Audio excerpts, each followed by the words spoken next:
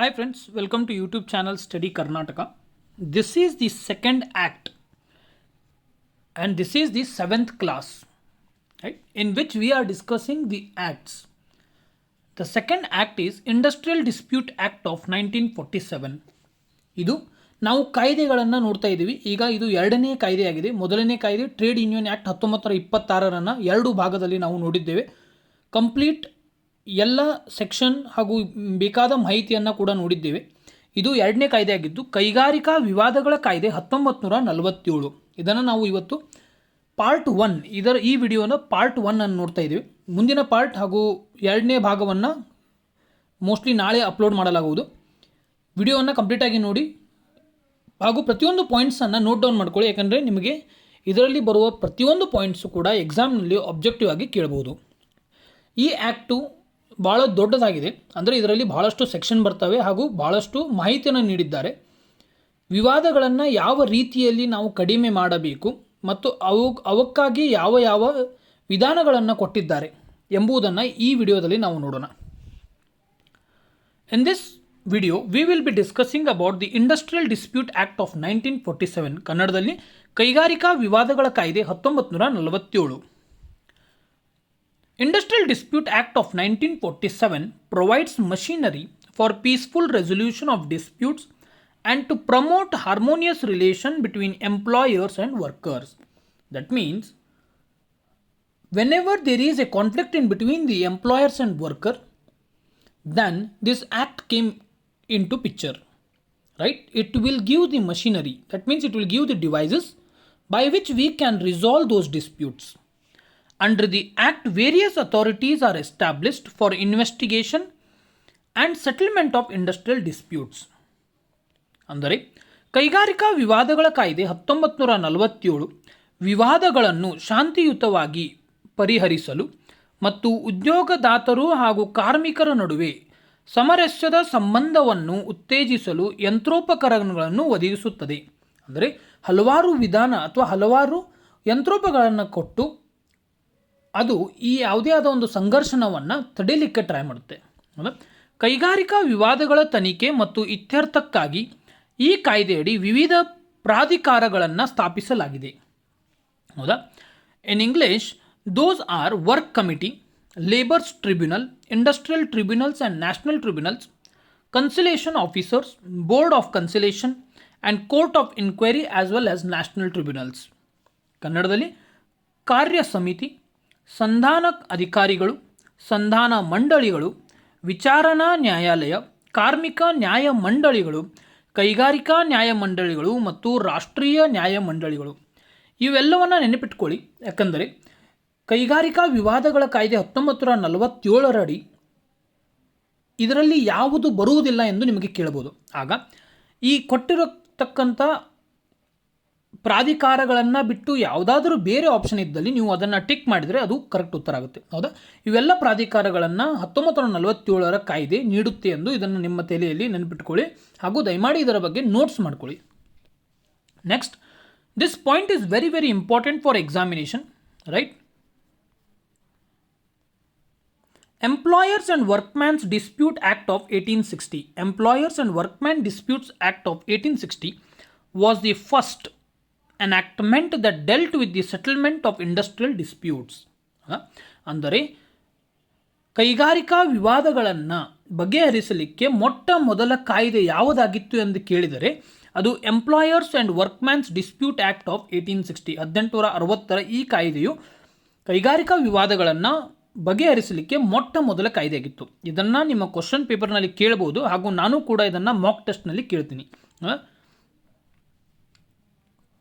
Next, as we are preparing for KE examination, right, I have picked up a case that is related to Industrial Dispute Act of 1947 and that belongs to Karnataka. That is Bengaluru Water Supply case of 1978.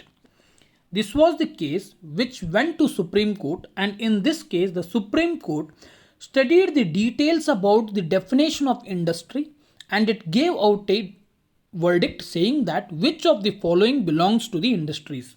ಅಂದರೆ ನಾವು ಈಗ KE ಎಕ್ಸಾಮಿನೇಷನ್ಗೆ prepare ಆಗ್ತಾ ಇದ್ವಿ. So ನಮಗೆ ಕರ್ನಾಟಕಕ್ಕೆ ಸಂಬಂಧವಿರ್ತಕ್ಕಂಥ ಯಾವುದೇ ಆದ ಒಂದು ಕೇಸ್ ಇದ್ದಲ್ಲಿ ಸರ್ವೋಚ್ಚ ನ್ಯಾಯಾಲಯದಲ್ಲಿ ಯಾವುದೇ ಆದ ಒಂದು ಕೇಸ್ ಇದ್ದಲ್ಲಿ ಆ ಕೇಸ್ ನಮ್ಮ ಎಕ್ಸಾಮಿನೇಷನ್ಗೆ ಇಂಪಾರ್ಟೆಂಟ್ ಆಗುತ್ತೆ.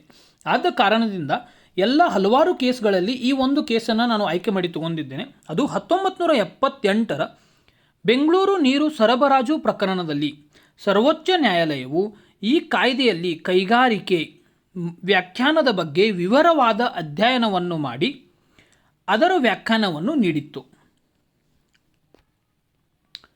Right? In this, Supreme Court studied in detail and it provided the definition of industries, and is also stated that which of the following are the industries, or it can be considered as industries. Right? The following institutions are held to be industry as per the Supreme Court. That is state hospital. In this case, it was declared by the Supreme Court that state hospital can be considered as industry. And Industrial Act of 1947 can apply to the state hospitals also.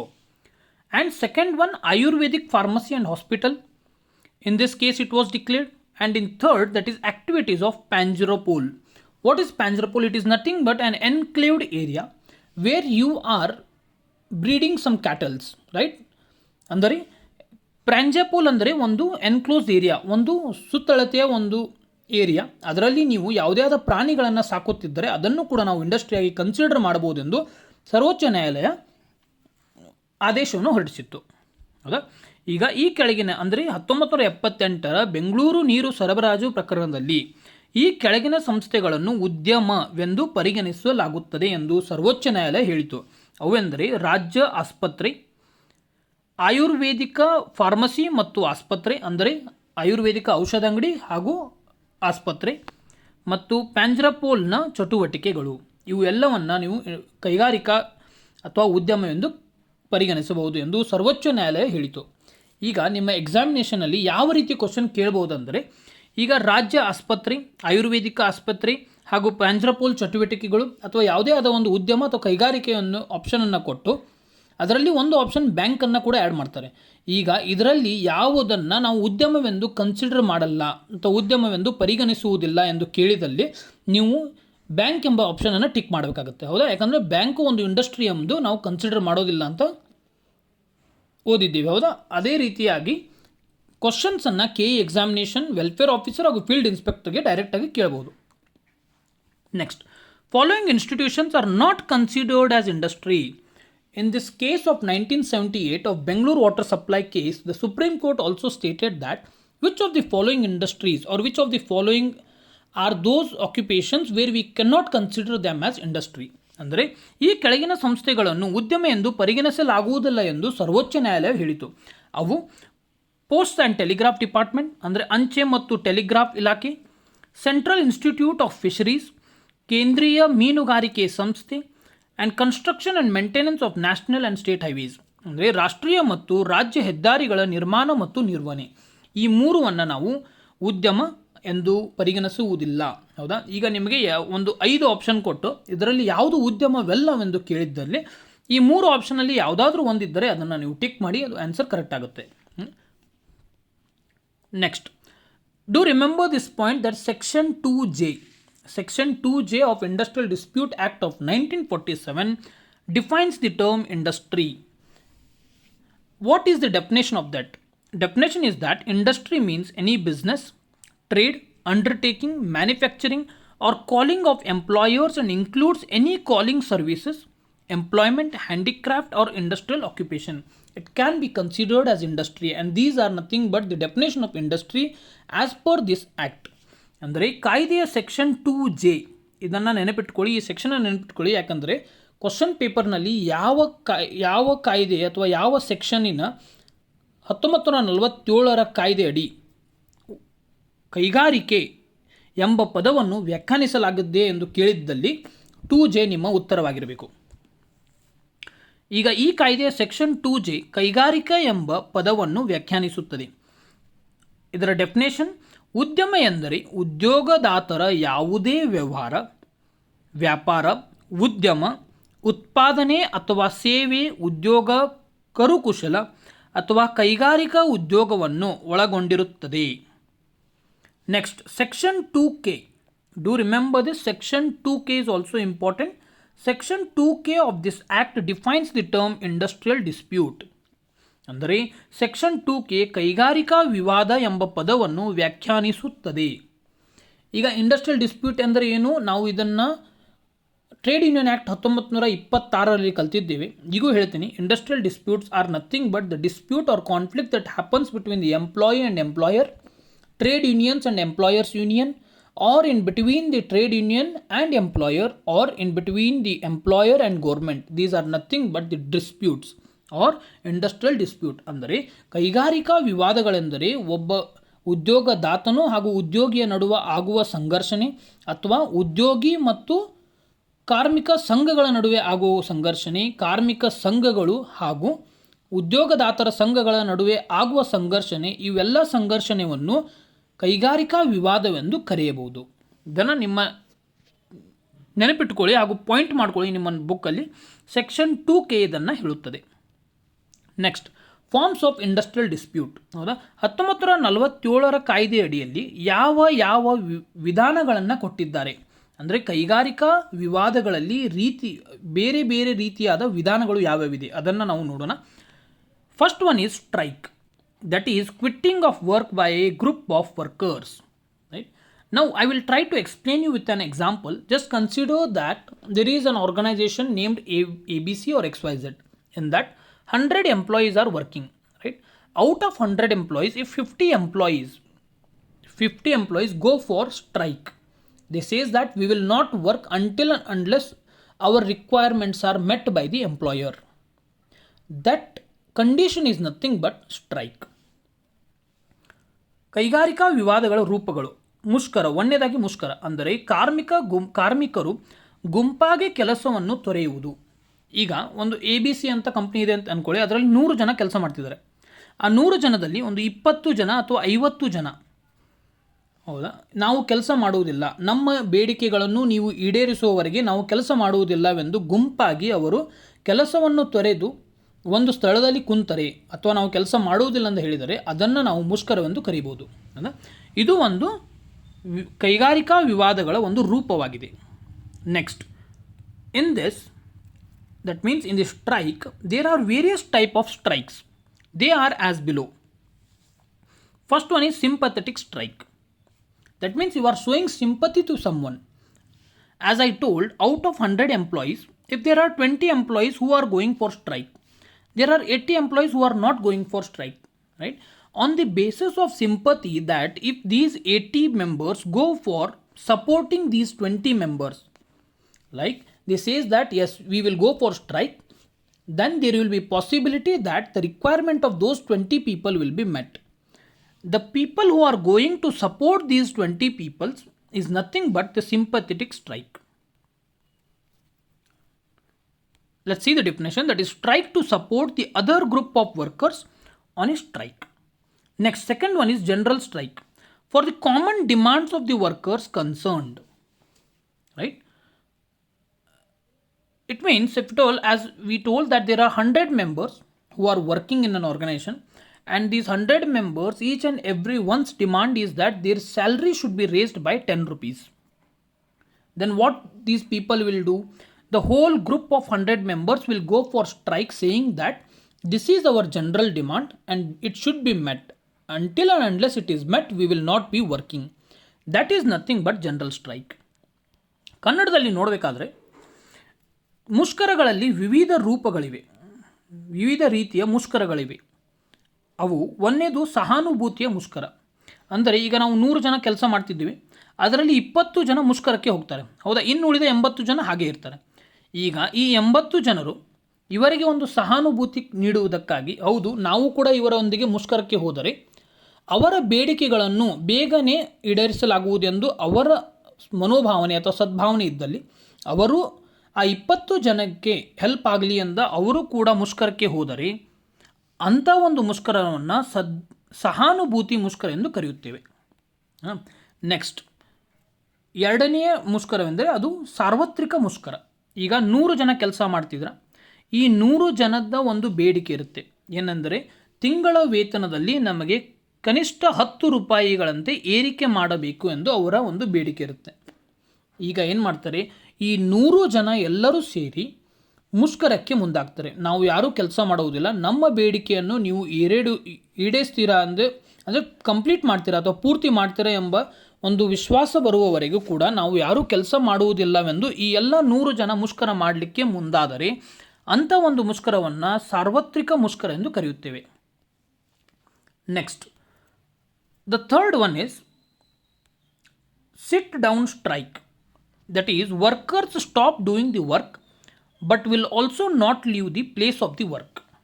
That means these 100 people will stop doing the work, but wherever the factory is there, they will not leave this place. They will sit in that place and they will do the strike. This is nothing but sit down strike. That means you are sitting in a place where you are working. Next, the fourth one is slow down strike. That is when workers remain on their job. That means they are working. They are not saying that we are not working, but they says that yes, we will work, but they will slow down the work and less productivity. That means if at all for an hour before the strike they are producing on 10 units, right? They are producing 10 units, but when they go on for these kind of strikes, that is slow down strike, they will produce only 5 units. That means there is a productivity less by 50%, right? This is nothing but slow down strike. Next, the fifth and the last one is sick in and sick out. What is the meaning of this? They will say that we are not going on a strike, but what we will do is that all the 100 members are sick on the same day, and each and every member out of the 100 members stay out of the office or stay out of the organization, and they say that yes, we are sick today and we are unable to come. This is nothing but sick in and sick out. ಕನ್ನಡದಲ್ಲಿ ಧರಣಿ ಮುಷ್ಕರ ಅಂದರೆ ಕಾರ್ಮಿಕರು ಕೆಲಸ ಮಾಡುವುದನ್ನು ನಿಲ್ಲಿಸುತ್ತಾರೆ, ಆದರೆ ಕೆಲಸದ ಸ್ಥಳವನ್ನು ಬಿಡುವುದಿಲ್ಲ. ನಾವು ಕೆಲಸ ಮಾಡುವುದಿಲ್ಲ, ಆದರೆ ನಾವು ಯಾವ ಜಾಗದಲ್ಲಿ ಕೆಲಸ ಮಾಡುತ್ತೇವೆ ಆ ಜಾಗವನ್ನು ಕೂಡ ಬಿಟ್ಟು ಹೋಗುವುದಿಲ್ಲ, ನಾವು ಇಲ್ಲೇ ನಿಂತು ನಮ್ಮ ಮುಷ್ಕರವನ್ನು ಮುಂದುವರಿಸ್ತೀವಿ ಅಂತ ಹೇಳ್ತಾರೆ. ಅದಕ್ಕೆ ಧರಣಿ ಮುಷ್ಕರ ಎಂದು ಕರೆಯುತ್ತಾರೆ. ಈಗ ಮುಷ್ಕರವನ್ನು ನಿಧಾನಗೊಳಿಸಿ ಅಂದರೆ ನಾವು ಮುಷ್ಕರ ಮಾಡ್ತೀವಿ ಅಂದರೆ ಅವ್ರೇನು ಹೇಳ್ತಾರೆ, ಈಗ 100 ಜನರು ನಾವು ಕೆಲಸ ಮಾಡ್ತೀವಿ, ಆದರೆ ಅದೇ ಕೆಲಸದಲ್ಲಿ ಈಗ ನಾವು ಪ್ರತಿ ಗಂಟೆಗೆ 10 ಯೂನಿಟನ್ನು ಅಥವಾ ಯಾವುದೇ ಒಂದು ಪದಾರ್ಥವನ್ನು 10 ತಯಾರಿಸ್ತಿರ್ತೀನಿ. ಸ್ಟ್ರೈಕ್ ಮೇಲೆ ಇದ್ದಾಗ ನಾನು ಏನು ಮಾಡ್ತೀನಿ, ಕೇವಲ 5 ಪದಾರ್ಥವನ್ನು ತಯಾರಿಸ್ತೀನಿ, ಹೌದಾ? ಇದರೊಂದಿಗೆ ಏನಾಯಿತು, ನಿಮ್ಮಲ್ಲಿ 50% ನಿಮ್ಮ ಪ್ರೊಡಕ್ಷನ್ ಕಡಿಮೆ ಆಯಿತು, ಹೌದಾ? ಇದನ್ನು ನಾವು ಮುಷ್ಕರ ನಿಧಾನಗೊಳಿಸುವಿಕೆ ಎಂದು ಕರೆಯುತ್ತೇವೆ. ನೆಕ್ಸ್ಟ್, 5ನೇ ವಿಧವಾದ ಮುಷ್ಕರವೆಂದರೆ ಅದು ಅನಾರೋಗ್ಯದಿಂದ ಒಳಗೆ ಅಥವಾ ಅನಾರೋಗ್ಯದಿಂದ ಹೊರಗೆ. ಈಗ 100 ಜನ ಇರ್ತೀರ, 100 ಜನದಲ್ಲಿ ನಾವು 100 ಜನನೂ ಕೂಡ ನಮಗೆ ಇವತ್ತು ಆರಾಮಿಲ್ಲ ಅಥವಾ ಹುಷಾರಿಲ್ಲ ಎಂದು ಎಲ್ಲ 100 ಜನ ಕೂಡ ಆಫೀಸಿಗೆ ಅಥವಾ ಕಾರ್ಖಾನೆಗೆ ಬರುವುದಿಲ್ಲ, ಹೌದಾ? ಇದನ್ನೇ ನಾವು ಅನಾರೋಗ್ಯ ಒಳಗೆ ಅನಾರೋಗ್ಯ ಹೊರಗೆ ಎಂಬ ಒಂದು ವಿಧವನ್ನಾಗಿ 1947 ಕಾಯ್ದೆ ಹೇಳುತ್ತದೆ. Next, forms of industrial dispute. ಇನ್ನು ಕೆಲವು ವಿಧಾನಗಳಿವೆ. ಅದರಲ್ಲಿ ಮೊದಲನೇದಾಗಿ lockout. It is a step taken by the employer to put pressure on the workers.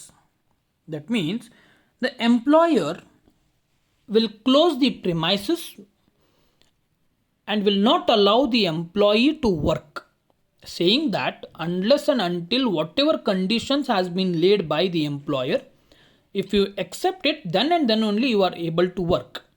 Otherwise, there is no need to work and there is no need to come to the organization.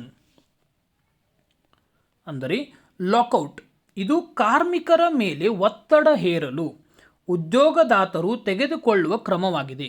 ಇದರಲ್ಲಿ ಉದ್ಯೋಗದಾತರು ನೀಡಿದ ನಿಯಮಗಳು ಮತ್ತು ಷರತ್ತುಗಳ ಮೇಲೆ ಕೆಲಸವನ್ನು ಮುಂದುವರೆಸಲು ಕಾರ್ಮಿಕರು ಒಪ್ಪುವವರೆಗೆ ಕೆಲಸದ ಸ್ಥಳವನ್ನು ಮುಚ್ಚಲಾಗುವುದು. ಅಂದರೆ ಯಾವುದೇ ಆದ ಒಂದು ಕಾರ್ಮಿಕನು ಅವರು ಉದ್ಯೋಗದಾತನು ಮಾಡಿರ್ತಕ್ಕಂಥ ನಿಯಮ ಹಾಗೂ ಷರತ್ತುಗಳ ಮೇಲೆ ಕೆಲಸ ಮಾಡುವುದಾದರೆ ಮಾತ್ರ ಕೆಲಸದ ಸ್ಥಳವನ್ನು ಓಪನ್ ಇಡ್ತಾರೆ, ಇಲ್ಲವೆಂದರೆ ಅದನ್ನು ಕ್ಲೋಸ್ ಮಾಡ್ತಾರೆ. ಇದಕ್ಕೆ ಲಾಕೌಟ್ ಎಂದು ಕರೆಯುತ್ತಾರೆ. ಈಗ ನಿಮಗೆ ಹಲವಾರು ಆಪ್ಷನ್ಗಳನ್ನು ಕೊಟ್ಟು ಇದರಲ್ಲಿ ಯಾವ ಮುಷ್ಕರವು ಉದ್ಯೋಗದಾತನು ಮಾಡುತ್ತಾನೆ ಎಂದು ಕೇಳಿದ್ದಲ್ಲಿ ಅದು lockout.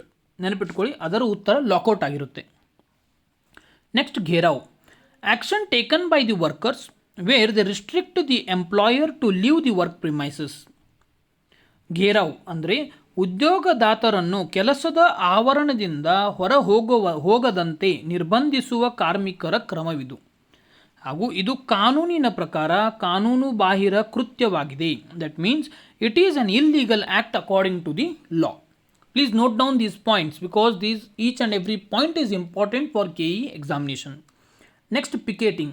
That is, workers are not allowed to report to the work by deputing some men at the factory gates. That means, if at all there is an organization and it has a gate, entrance gate, two persons are standing in front of the gate, and whenever the employee tries to enter the premises, he is thrown out. He is not allowed to enter the premises.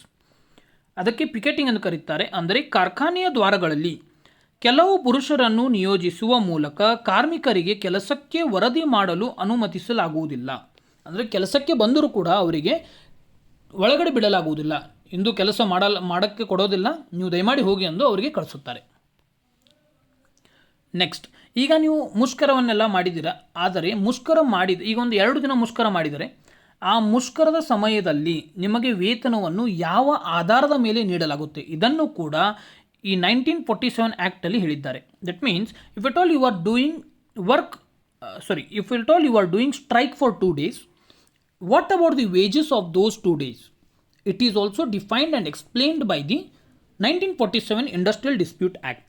It says that the payment of wages for the strike period will depend upon whether the strike is justified or unjustified. Right? If at all the strike is unjustified, that means it is illegal, then there will be no wages payable. That means if at all the strike that you have done, it is declared as illegal, then there will be no payment for you. Once, if at all the strike is also declared as legal, that means it is justified. In that case, whenever an employee is involved in the Violence Act, if the workers indulge in the violence, no wages will be paid even when the strike was legal and justified. ಕನ್ನಡದಲ್ಲಿ ನೋಡಬೇಕಾದ್ರೆ ಮುಷ್ಕರದ ಅವಧಿಯಲ್ಲಿ ವೇತನವನ್ನು ಯಾವ ರೀತಿ ನೀವು ಪಾವತಿ ಮಾಡಬೇಕು, ಯಾವ ಆಧಾರದ ಮೇಲೆ ನಿಮಗೆ ವೇತನವನ್ನು ಮುಷ್ಕರದ ಸಮಯದಲ್ಲಿ ಕೊಡುತ್ತಾರೆ ಎಂದು ಈ 1947 ಕಾಯ್ದೆ ಹೇಳುತ್ತದೆ. ಅದೇನು ಹೇಳುತ್ತಂದರೆ, ಮುಷ್ಕರದ ಅವಧಿಯ ವೇತನವನ್ನು ಪಾವತಿಸುವುದು ಮುಷ್ಕರವು ಸಮರ್ಥನೀಯವೇ ಅಥವಾ ನ್ಯಾಯಸಮ್ಮತವಲ್ಲವೇ ಎಂಬುವ ಆಧಾರದ ಮೇಲೆ ಅವಲಂಬಿತವಾಗಿರುತ್ತದೆ. ಒಂದು ವೇಳೆ ಮುಷ್ಕರವು ಕಾನೂನು ಬಾಹಿರವಾಗಿದ್ದರೆ ಅಥವಾ ಅದು ನ್ಯಾಯಸಮ್ಮತವಿಲ್ಲದಿದ್ದರೆ ಯಾವುದೇ ವೇತನವನ್ನು ಪಾವತಿಸಲಾಗುವುದಿಲ್ಲ. ಇದನ್ನು ನೆನಪಿಟ್ಕೊಳ್ಳಿ. ಒಂದು ವೇಳೆ ನೀವು ಮಾಡಿದ ಮುಷ್ಕರವು ಅದು ನ್ಯಾಯಸಮ್ಮತವಿಲ್ಲದಿದ್ದರೆ ಅಥವಾ ಕಾನೂನು ಬಾಹಿರವಾಗಿದ್ದರೆ ಅಂಥ ಸಮಯದಲ್ಲಿ ನೀವು 2 ದಿನ ಮುಷ್ಕರ ಮಾಡಿದ್ದರೆ ನಿಮಗೆ 2 ದಿನದ ವೇತನವನ್ನು ಕಡಿತ ಮಾಡಲಾಗುತ್ತದೆ. ಒಂದು ವೇಳೆ ಕಾರ್ಮಿಕರು ಹಿಂಸಾಚಾರದಲ್ಲಿ ತೊಡಗಿದ್ದರೆ ಅವರು ಮುಷ್ಕರವು ಕಾನೂನುಬದ್ಧ ಮತ್ತು ಸಮರ್ಥನೀಯವಾಗಿದ್ದರೂ ಸಹ ಯಾವುದೇ ವೇತನವನ್ನು ನೀಡಲಾಗುವುದಿಲ್ಲ. Next, under the act various authorities are established for investigating and settlement of industrial dispute. ನಾವು ಈ ವಿಡಿಯೋದ ಮೊದಲನೇ ಸ್ಲೈಡಲ್ಲಿ ನೋಡಿದ್ದೇವೆ, ಕೈಗಾರಿಕಾ ವಿವಾದಗಳನ್ನು ಬಗೆಹರಿಸಲು ಹಲವು ಯಂತ್ರೋಪಕರಣಗಳನ್ನು ಈ 1947 ಕಾಯ್ದೆ ಕೊಡುತ್ತದೆ. Those are work committee, labour tribunals, industrial tribunal and national tribunals, conciliation officers, board of conciliation and court of inquiry. Right, ಅವುಗಳೆಂದರೆ ಕಾರ್ಯ ಸಮಿತಿ, ಸಂಧಾನ ಅಧಿಕಾರಿಗಳು, ಸಂಧಾನ ಮಂಡಳಿಗಳು, ವಿಚಾರಣಾ ನ್ಯಾಯಾಲಯಗಳು, ಕಾರ್ಮಿಕ ನ್ಯಾಯಮಂಡಳಿಗಳು, ಕೈಗಾರಿಕಾ ನ್ಯಾಯಮಂಡಳಿಗಳು ಮತ್ತು ರಾಷ್ಟ್ರೀಯ ನ್ಯಾಯಮಂಡಳಿಗಳು. ರೈಟ್, ಇದನ್ನು ನಾವು ಮುಂದಿನ ವಿಡಿಯೋದಲ್ಲಿ ಪ್ರತಿಯೊಂದನ್ನು ಡೀಟೇಲ್ ಆಗಿ ಸ್ಟಡಿ ಮಾಡೋಣ. Right, question for today is that which was the first labour union in India? ಅಂದರೆ ಮೊದಲ ಲೇಬರ್ ಯೂನಿಯನ್ ಅಥವಾ ಮೊದಲ ಕಾರ್ಮಿಕರ ಸಂಘ ಭಾರತದಲ್ಲಿ ಯಾವುದಾಗಿತ್ತು, ಹಾಗೂ ಮೊದಲ ನೋಂದಾಯಿತ ಕಾರ್ಮಿಕರ ಸಂಘ ಯಾವುದು, ಹಾಗೂ ಇವುಗಳನ್ನು ಯಾವ ವರ್ಷದಲ್ಲಿ ಯಾರು ಸ್ಥಾಪನೆ ಮಾಡಿದ್ದರು, ಇದನ್ನು ನೀವು ಕಮೆಂಟ್ ಮಾಡಿ ಆನ್ಸರ್ ಮಾಡಿ. ಹಾಗೂ ನಿನ್ನೆ ಮಾಡಿರ್ತಕ್ಕಂಥ ಅನುಕು ಪರೀಕ್ಷೆ ಅಂದರೆ ಮಾಕ್ ಟೆಸ್ಟಲ್ಲಿ ಯಾರಿಗೆ ಎಷ್ಟು ಮಾರ್ಕ್ಸ್ ಬಂದಿದೆ ಹಾಗೂ ಇದರಿಂದ ನಿಮಗೆ ಹೆಲ್ಪ್ ಆಗಿದೆಯೇ ಇಲ್ಲವೋ ಇದನ್ನು ಕೂಡ ದಯಮಾಡಿ ಕಮೆಂಟ್ ಮಾಡಿ ತಿಳಿಸಿ. Right, In the next class, we will be learning all these one by one. ಅಂದರೆ ಇವು ಇನ್ವೆಸ್ಟಿಗೇಷನ್ ಆ್ಯಂಡ್ ಸೆಟಲ್ಮೆಂಟ್ ಇಂಡಸ್ಟ್ರಿಯಲ್ ಡಿಸ್ಪ್ಯೂಟನ್ನು ಯಾವ ಅಥಾರಿಟಿಗಳನ್ನು ನೇಮಕ ಮಾಡಿದೆ ಅವೆಲ್ಲ ಅಥಾರಿಟಿಗಳನ್ನು ನಾವು ಪ್ರತಿಯೊಂದನ್ನು ಡೀಟೇಲ್ ಆಗಿ ಮುಂದಿನ ಕ್ಲಾಸ್ದಲ್ಲಿ ನೋಡೋಣ. And we will also be discussing some of the facts and important points that are useful for examination. Thanks for watching the video. Have a nice day. If you are not subscribed to the channel, you can subscribe, and if you can join the Telegram channel, it will be good for you to attend those mock tests. Thanks for watching the video. Have a nice day. Bye.